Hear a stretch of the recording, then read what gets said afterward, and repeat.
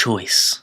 Choice shapes our lives. It shapes who we are and who we want to become. Choice gives us freedom, the freedom to soar or fall, to build or destroy. But what if choice was never given to you? What if choice was not an option? In the world, countless men and women born with developmental disabilities are taught that they have no choice.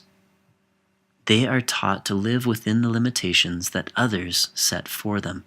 My name is Bentley Murdoch, and I would like to introduce one group who decided that choice, freedom, independence, equality, and inclusion were not rights that they were going to let others define for them. They have dedicated their lives to speak up for those who cannot speak for themselves.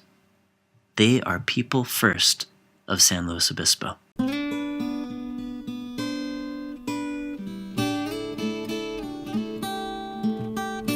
I know you're out there, I know you're coming.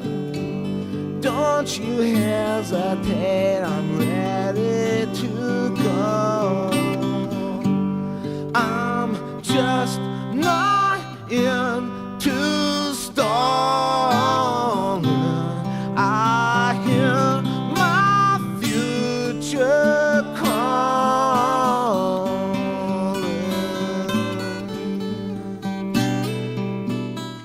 People first. People first. People first. People first. Of San Luis Obispo. People first.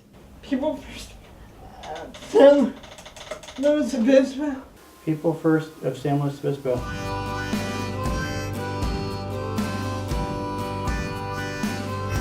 Meet Liz. She is a self-advocate living in San Luis Obispo, California. I asked her what it means to be a self-advocate.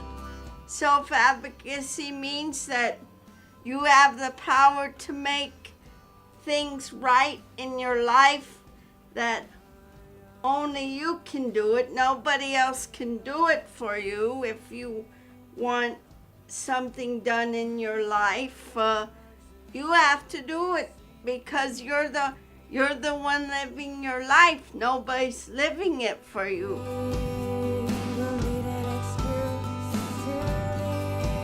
People with developmental disabilities were for many years shunned and put away for their differences, relegated to institutions and mental hospitals. You know, the state of California back in the Dark Ages institutionalized people in places that were large, scary, and sometimes not very effective.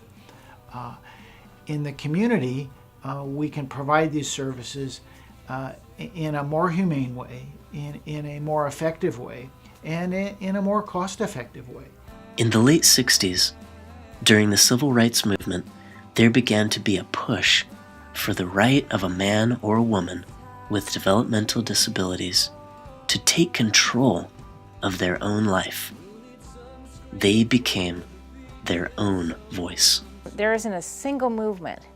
If you really look at the women's movement, the gay rights movement, the civil rights movement, that a few strong leaders didn't emerge and people followed them. That's why it can never be an advisor. It has to be a person who lives that same experience of the people in the movement.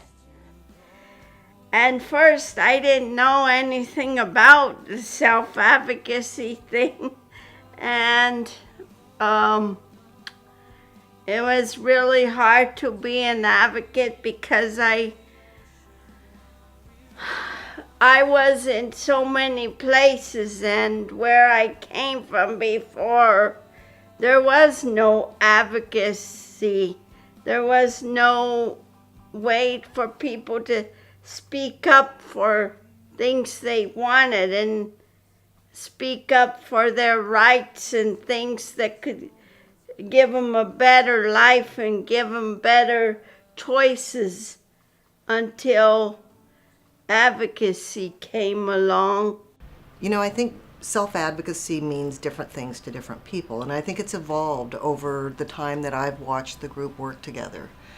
At this point in time, I think it really is about supporting one another and watching out for one another's personal rights, and also what I'm most excited and most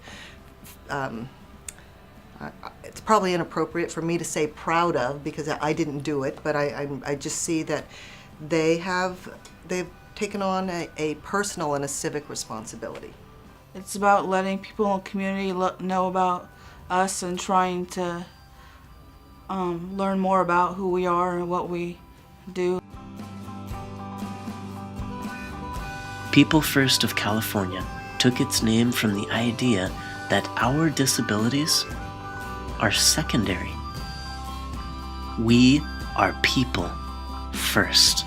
People first language, we believe that the person is more important than the disability that he or she may have. People First is a self-advocacy group established by students in our Adults with Disabilities program for the purpose of developing leadership skills, influencing the political process, and teaching self-advocacy to members.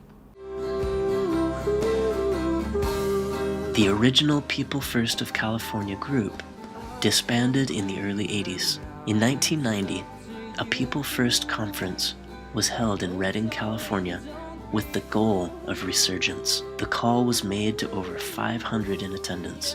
Do you want to wake the sleeping bear? With one voice, the crowd shouted, yes. Self-advocates and People First members refuse to sit by and wait for something to change. They go out and make things happen. And they are not alone. Friends, families, teachers, politicians, and community members are all involved in helping these self-advocates to take control of their own lives. And I've got life to give, and it's exciting, maybe a little frightening.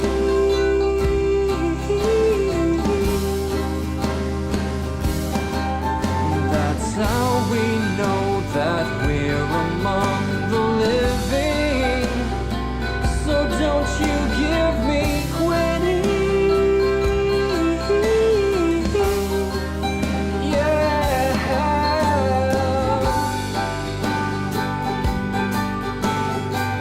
Music for today's episode is brought to you by Graffiti Jamboree and Al Milan.